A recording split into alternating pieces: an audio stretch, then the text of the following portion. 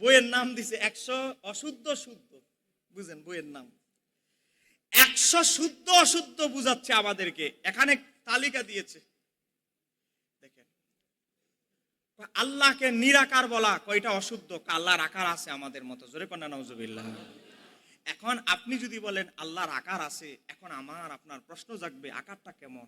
কারণ আমাদের হাতে তো আঙ্গুল ফাঁসটা, আল্লাহর হাতেও কি আঙ্গুল ফাঁসটা, প্রশ্ন জাগবে।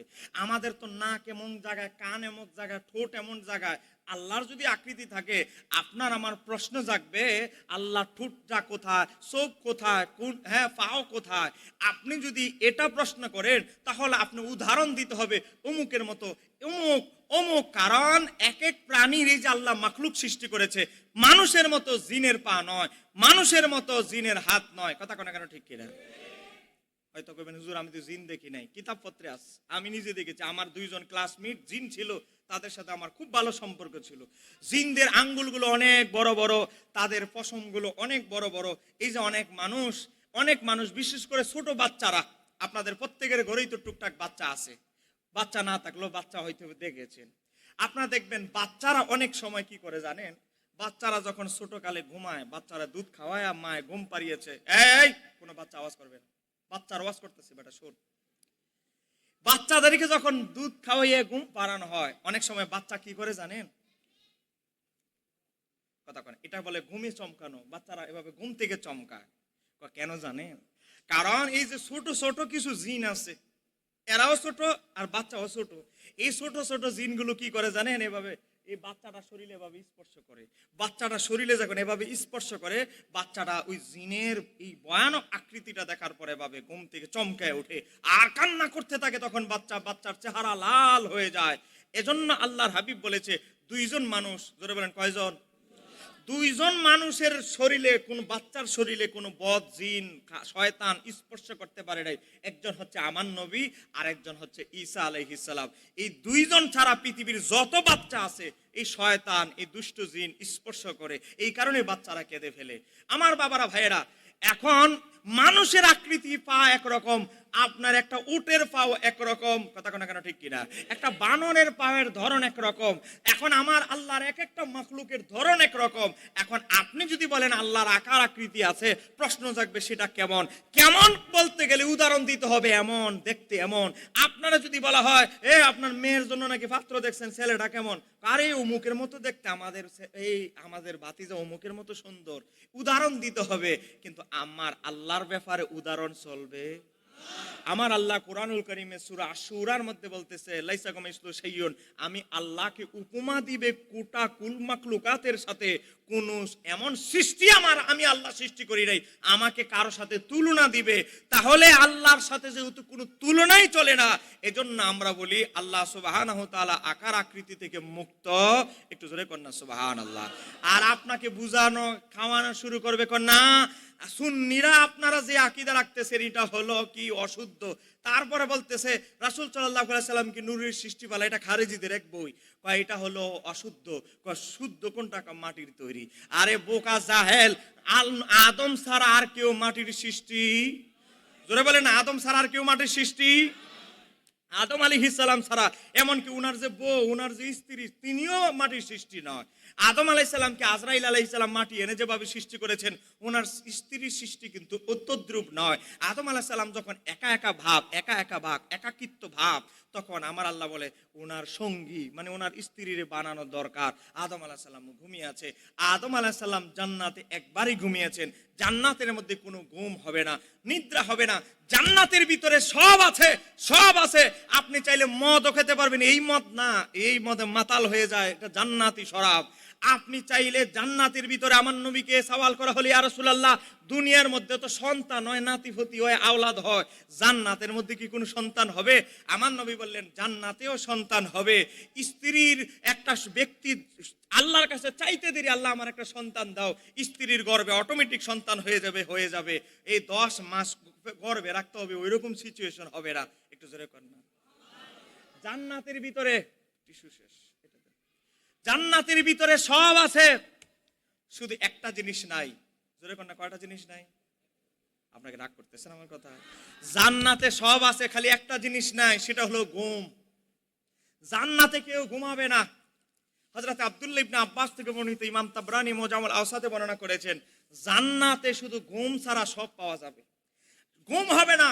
কেন? কারণ আমার নবী বললেন, ঘুম কেন জান্নাতীরা ঘুমাবে না কেন জানো? কারণ ঘুম হচ্ছে আকুল মাউত, মৃত্যুর ভয় হচ্ছে ঘুম। কারণ মানুষ যখন ঘুমায় তার শরীর থেকে রুটা বের হয়ে যায়, আকাশে যায়, বাজারে যায়, পাতালে যায়। রুহানি ক্ষমতা যদি বেশি হয়, আল্লাহর ওলির রূহ জান্নাত পর্যন্ত ঘুরতে পারে। এজন্য ঘুম হচ্ছে আকুল মাউত, মৃত্যুর ভাই। এই কারণে জান্নাতে তো অনন্তকাল, এখানে কোনো মৃত্যু হবে না। এই কারণে জান্নাতে কারো ঘুমও আসবে না। কারণ ঘুম আসে মানুষের ক্লান্তি বোধ থেকে। কথা কথা কেন ঠিক কিনা? আপনি যখন 17 ঘন্টা পরিশ্রম করবেন, আপনি একটু চেয়ারের মধ্যে কাত হলেই দেখবেন ঘুম চলে আসবে। কেন? কারণ আপনার শরীর ক্লান্ত হয়ে গিয়েছে। কথা কথা কেন ঠিক কিনা? কিন্তু জান্নাতের মধ্যে কোনো ক্লান্তি নাই। জান্নাতের মধ্যে দুনিয়ার সবচেয়ে শক্তিশালী যে পুরুষ, 40 জন সুটান দেহের শক্তিশালী পুরুষের মতো তাকে শারীরিক শক্তি দেওয়া হবে। কারণ দুনিয়ার যে শারীরিক শক্তি, আমরা কত ওষুধ খাইতে হয়, যুবক হওয়ার পরে অনেক জায়গায় বিবাহ করার পরে বউ ফলায় চলে যায়। কিন্তু জান্নাতের মধ্যে আমার আল্লাহ দুনিয়ার সুটান শক্তিশালী 40 জন যুবকের শক্তি জান্নাতীদের শরীরে দান করবে। আমার বাবারা, ভাইয়েরা, গভীর মনোযোগ। এখন যেই কথা বলতেছিলাম, আদম আলাইহিস সালাম ঘুমায়াস, ওনার স্ত্রীকে, বিবি হাওয়াকে ওনার বাম পাজরের হাড় থেকে সৃষ্টি করা হলো। সৃষ্টি করার পরে ওনার স্ত্রী ছিল রূপবতী, অনেক সুন্দরী। দেখার পরে এভাবে ধরতে গেলেন। এভাবে যখন ধরতে গেলেন, ইমাম কাস্তালানি আল মাওহিবুল্লাহ দুনিয়া তুলে ধরছেন। ধরতে যাওয়ার পরে ফেরেশতারা বলে, হে আদম, থামো থামো, তুমি ওই মহিলাকে ধরতেছো কেন? তাকে তো আমার জন্যই বানানো হয়েছে। বানানো হয়েছে, নির্বাচিত হয়েছে ঠিক, এখনো তোমার জন্য বৈধ সে স্ত্রী হয় নাই। কেন? মহরানা আদায় করতে হবে। জোরে কন্যা, কি আদায় করতে হবে? এ আদম, মহরানা আদায় করতে হবে, না হলে বিবি হাওয়াকে তোমার স্পর্শ করার রাইট নাই, অধিকার নাই। হযরতে আদম আলাইহিস সালাম 2টা হাত উত্তোলন করলেন। আল্লাহ, ও আমার প্রতিপালক আল্লাহ, আমাকে যতটুকু জ্ঞান দিয়েছ, বিদ্যা দিয়েছ, আমি যতটুকু শুনেছি, দুনিয়ার জমিনে মহরানা দিতে হবে।